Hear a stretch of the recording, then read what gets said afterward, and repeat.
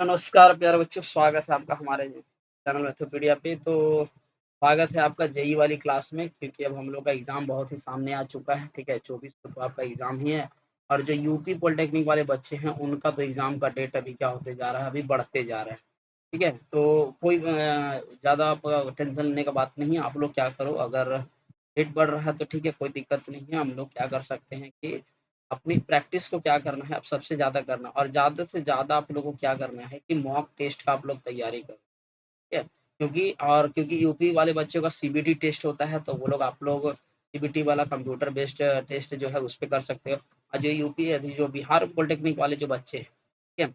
उन लोग क्या करना है कि उन लोग को ओएमआर पे रहता है, तो उन लोग क्या करें कि ओएमआर ले आएँ मार्केट से और जो इस तरह 4 सर्कल वाला जो बना हुआ रहता है, उसमें वो क्या करे कि इस तरह से, ठीक है, ओएमआर भरने का प्रैक्टिस करे, ताकि अगर स्पीड रहेगा, तो वो लोग क्या कर सकेंगे कि जल्दी से जल्दी वहाँ पर लोग किसी प्रकार का कोई गलती होगा नहीं, ठीक है?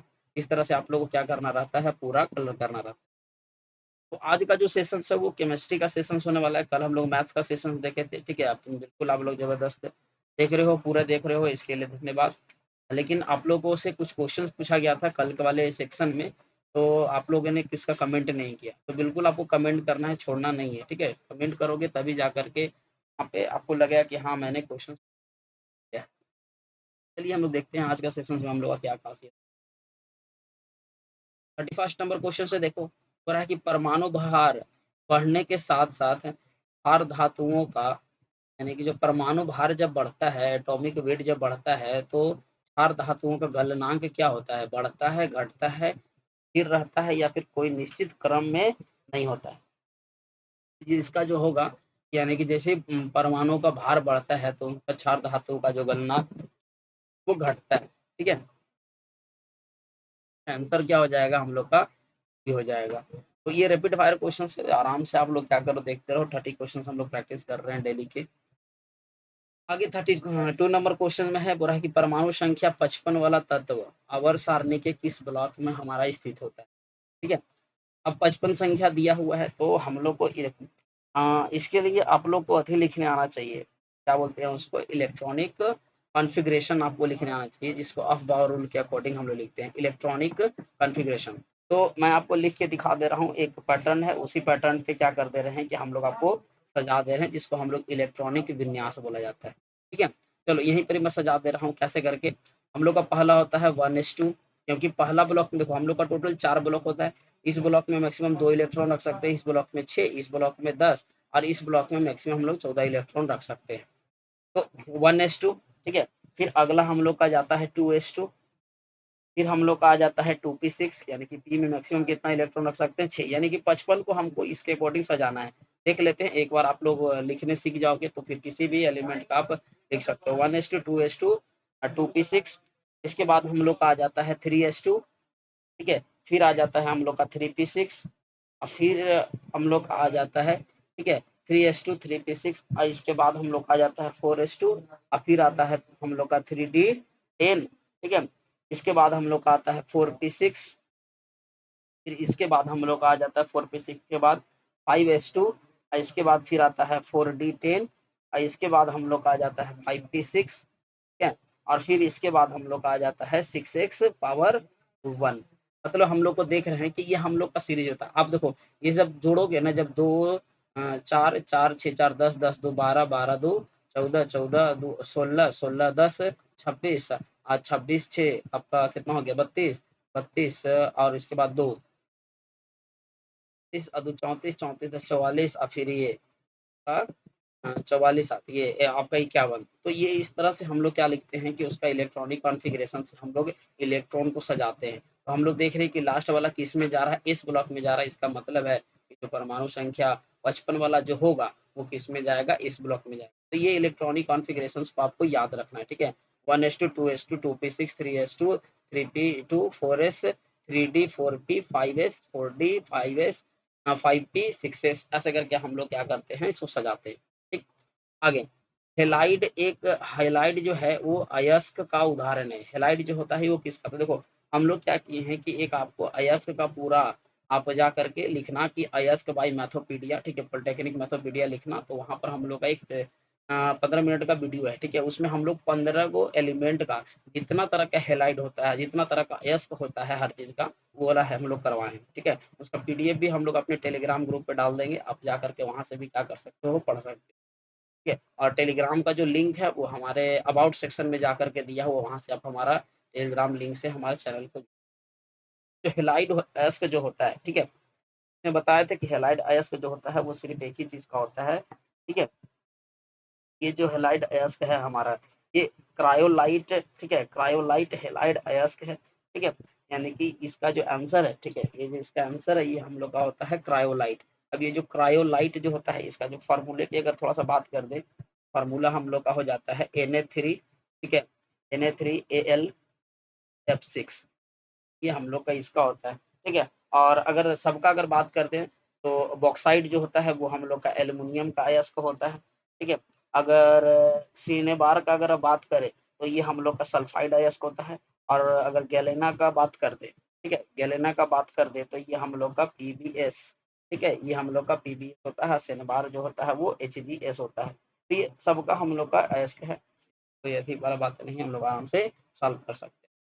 इसका आंसर तो क्रायोलाइट हो जाएगा। चलो 33 का डी। 34 का फुल एक्सप्लेनेशन करते हुए समझना है, क्योंकि अब एग्जाम है नहीं, अब कौन सा कोई अभी ये आपका टाइम है नहीं, और आज आपका 13 तारीख हो ही चुका है और 14 24 का एग्जाम है। 10 दिन हमारे बचे हुए, 10-11 दिन में जितना क्वेश्चन का हम लोग प्रैक्टिस कर सके, दैट्स एनफ। तो बोल रहा है कि दूध क्या है? एक जल में परिचित सा है। ये क्वेश्चन देखो रिपीटेड क्वेश्चन है। इस तरह का क्वेश्चन ना हम लोग करवाए हैं, क्योंकि दूध एक कोलाइडी विलयन होता है जिसमें परिक्षिप्त अवस्था में वसा तथा परिक्षेपण माध्यम में जल होता है, ठीक है? यानी कि परिक्षिप्त वसा में परिक्षिप्त वसा में होता है, ठीक है? तो ये जो इसका जो आंसर है, ठीक है, 34 नंबर क्वेश्चन का आंसर जो होगा वो जल में परिक्षिप्त वसा होगा, ठीक है? तो इसका आंसर क्या हो जाएगा? 34 का जो आंसर है वो हम लोग का ए हो जाएगा। 35 नंबर बोल रहा है कि निम्नलिखित में से किस यौगिक को द्रवित अवस्था में हाइड्रोजन बंधन नहीं बनता है? यानी कि द्रवित अवस्था में किसका हाइड्रोजन बंधन नहीं बनता है? तो इसके लिए आप 3 चीज़ को याद रखना, फ़ोन, ठीक है? FON, फ़ोन, ये नहीं बनेगा तो ये नहीं बनेगा, हमारा ये नहीं बनेगा, ये नहीं बनेगा, सिर्फ़ कौन-सा होएगा? डी। तो ऑप्शन नंबर डी हम लोग का होता है। फ़ोन के साथ हम लोग का बंधन नहीं बनता है। या फ्लोरीन, ऑक्सीजन, नाइट्रोजन। संकरण संकरण में होता है। संकरण में क्या होता है? इलेक्ट्रॉन संयोग, इलेक्ट्रॉन युग्म का संयोग, या फिर परमाणु कक्षकों का योग, या इलेक्ट्रॉन युग्म का निष्कासन, या फिर कक्षकों का विघटन।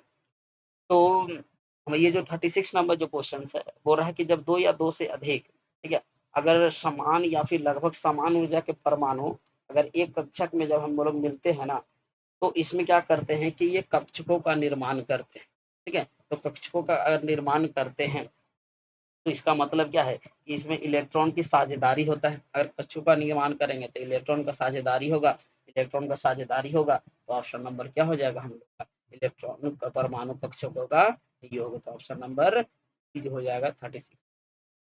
आगे 37, दो परमाणु के बीच सहसंयोजक बंधन निम्नलिखित में से किसके द्वारा बनता है? इलेक्ट्रॉन नाभिकीय इलेक्ट्रॉन साझेदारी के द्वारा, ठीक है? ये ऑप्शन नंबर बी, ये भी 37 नंबर का क्वेश्चन क्या हो जाएगा? बी हो जाएगा।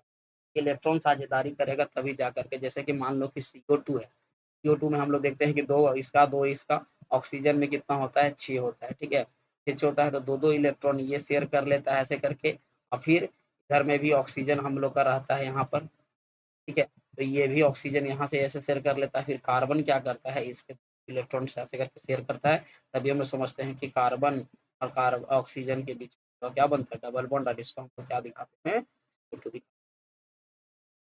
आगे 38 नंबर क्वेश्चन बोल रहा है कि कोई धातु एम के फॉस्फेट के सूत्र इतना है तो इसका नाइट्रेट सूत्र कितना होगा? ठीक है, इसका हम लोग से नाइट्रेट सूत्र पूछा जा रहा है। तो ऑक्सीकरण अवस्था में कितना दिया है? +3 अगर दिया है तो ठीक है, +3 अगर दिया है तो हमारा क्या होगा? एम NO3, ठीक है, NO3 और 3 हो जाएगा, ठीक है? MnO3O3, option number C is the correct answer. परमाणु के एक नाभिक कण यानी कि प्रोटॉन की खोज किसने की थी? देखो हम लोग आपको बताए थे ईटा पर नाच, ठीक है? ईटा पर नाच करके हम लोग बताए थे, तो जो परमाणु में वो जो नाभिकीय कण जो प्रोटॉन है, ठीक है? का जो खोज किया था ये किसने किया था? रदरफोर्ड ने किया। आगे 40 नंबर, डैश को छोड़कर न्यूट्रॉन सभी परमाणुओं में पाया जाता है, तो ऐसा हाइड्रोजन जो है ये इसको छोड़ करके सभी परमाणु पाया जाता है, तो ऑप्शन नंबर ये हो जाएगा। देखो क्वेश्चन से रिपीटेड क्वेश्चन है, एकदम आराम से बनाना है, कहीं किसी तरह का दिक्कत। विरंजक चूर्ण में विरंजक गुण किसके मुक्त होने के कारण होता है? तो विरंजक चूर्ण में जो विरंजक गुण जो होता है, ठीक है, वो जो होता है हम लोग का, ये हम लोग का होता है,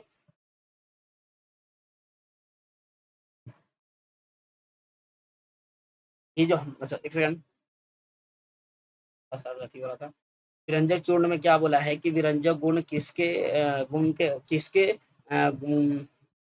इसके मुक्त होने के कारण होता है? तो क्लोरीन है, आणविक ऑक्सीजन है, या फिर नवजात ऑक्सीजन है, या फिर कैल्शियम कार्बोनेट है। ठीक है, तो जो 41 नंबर क्वेश्चन का जो आंसर है वो हम लोग का क्या होता है, नवजात ऑक्सीजन के कारण होता है।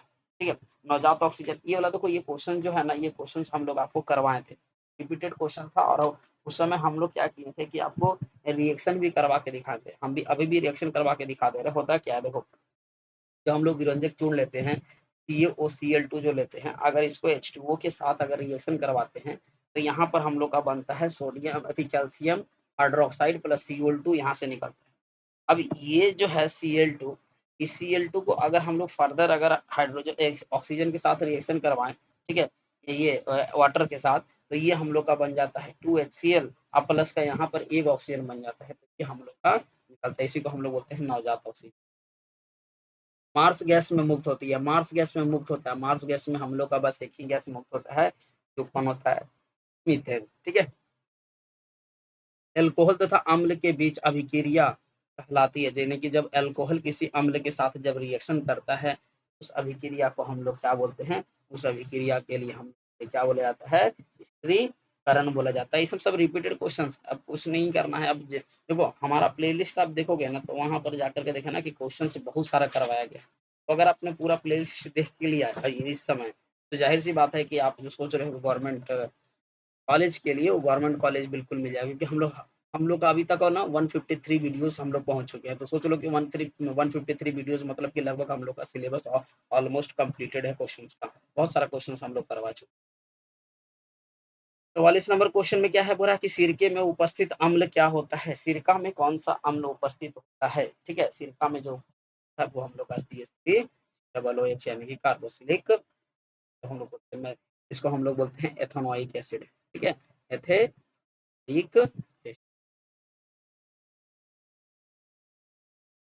आगे 45 नंबर बोला ABCD के विलियनों में इतना इतना इतना है, तो इसमें सर्वाधिक क्षारीय विलियन कौन सा होगा? तो देखो, ये हम लोग का पीएच टेबल होता है, ये हम लोग लेते हैं 0, और यहाँ से ये सॉरी 0 से लेकर के ये 14 तक का टेबल बना रहता है, ये हम लोग का 7 होता है।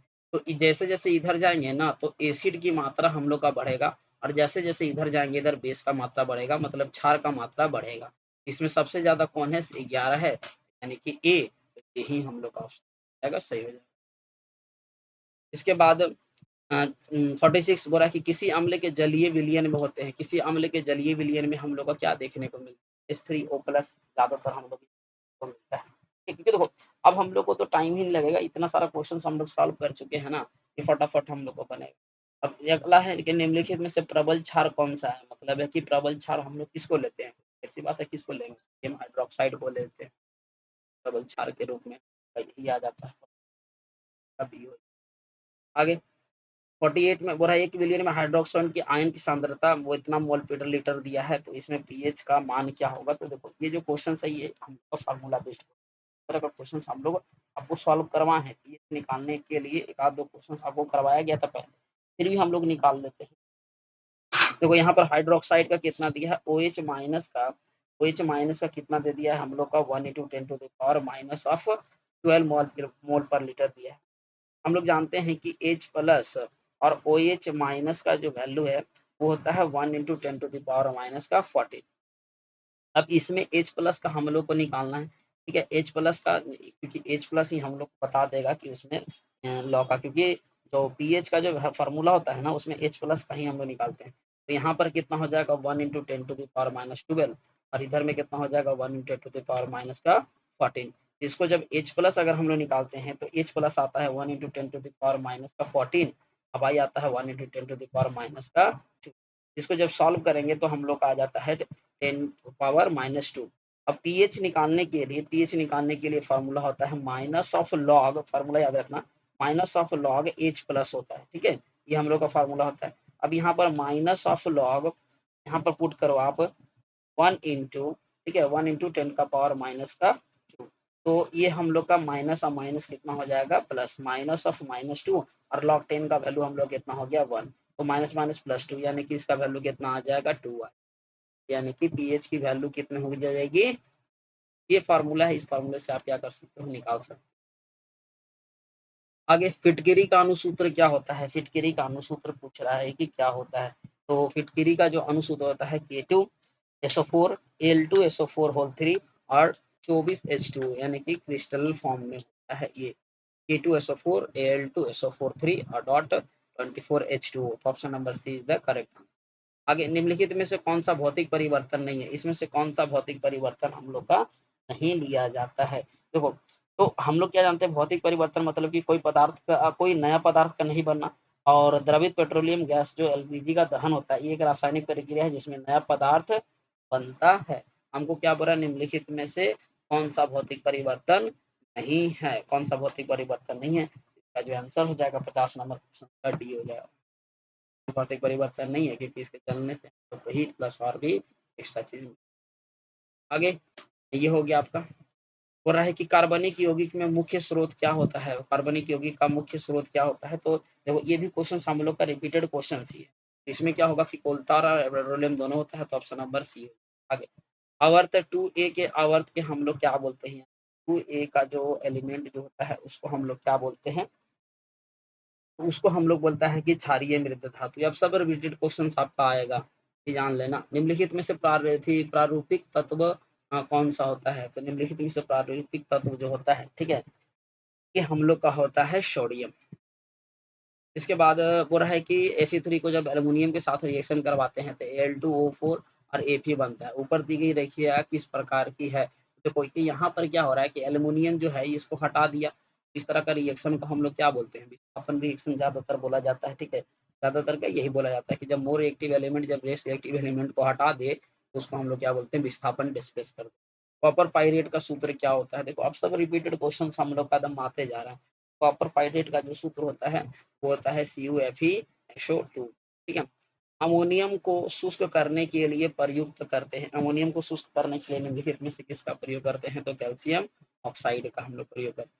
सल्फर डाइऑक्साइड क्लोरीन के साथ रिएक्शन करके क्या बनता है, सल्फर डाइऑक्साइड को जब क्लोरीन के साथ हम लोग रिएक्शन करवाते हैं, ठीक है, जब क्लोरीन के साथ हम लोग जब रिएक्शन करवाते हैं सल्फर डाइऑक्साइड को, तो हम लोग को क्या बनता है, SO2Cl2, ठीक है, SO2Cl2 बनता है, यानी कि एडिशन रिएक्शन हम लोग को देता है, ठीक है।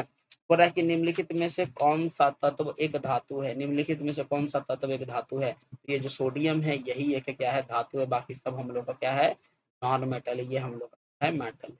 देखो रैपिड फायर क्वेश्चंस में कहीं टाइम ही नहीं लगेगा क्वेश्चन को सॉल्व करने में, ठीक है।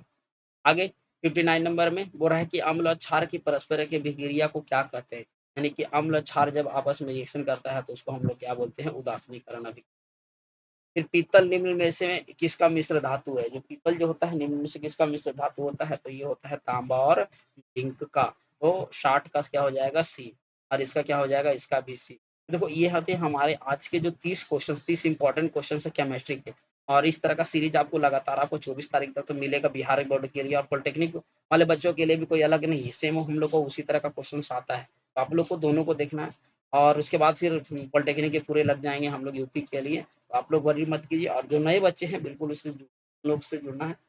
तो आज का सेशन यहीं पे केमिस्ट्री का ये इंपॉर्टेंट क्वेश्चन था, तो हम लोग नेक्स्ट सेशन में धन्यवाद।